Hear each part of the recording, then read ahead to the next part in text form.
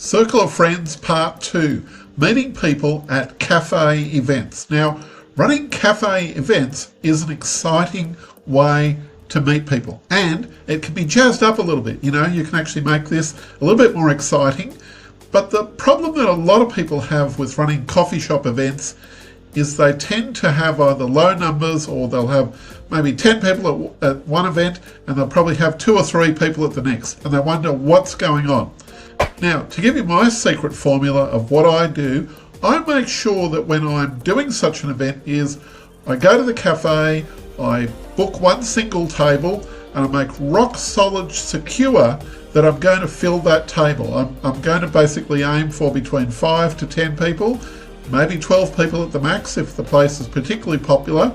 And the closer you are to the CBD of your city, you will get higher numbers. It's as simple as that. The other thing is to make sure that you pick a cafe that can take the expanded numbers. Some cafes are simply not suitable for running events at, and some cafes are. So you do have to do a little bit of homework.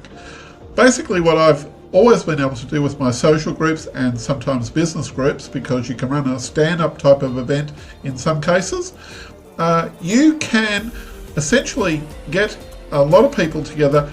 You post up something like up on Meetup or on trybooking.com, and you keep hammering it so that you actually fill that event by emails, by getting people to visit the page, any way that you can, Facebook, you name it, you can fill up that event. And the great part about it is once you actually fill up that event, it is exciting. On the specific day, I will have, say, around about 12 people show up. I rarely ever have a few people that drop out. It doesn't happen that often because I've done this so many times before. However, the sum total of all of this is that when you run that event, get people to talk with each other, make sure that they're all well connected on the day, make sure that you collect a fee for their attendance. In my case, that can be anywhere between $5 to $10, and they buy the coffee themselves at the front counter, or a meal themselves. Make sure that they're invested in the event, and run the event for at least between 1.5 to 2 hours. 2 hours is an ideal time window, and make sure that you give people ample parking instructions and also how to get there by public transport, whether it's by ferry, by train, or by bus. Make sure that you've worked it out so you can get there exactly to the front door, and also make sure that you have a good working relationship with the cafe, and signpost it. As you'll see, I use a bit of signposting for my events, and I always have a table sign to make sure, and I'll always make sure that people have my telephone number so that if they can't find me, I can say, yeah, where are you? And wave to them and say, yeah, we're over here in this part of the cafe. Make sure that the staff know exactly where your event is being held, because quite often it might be a different set of people there on the day from when you actually book that event.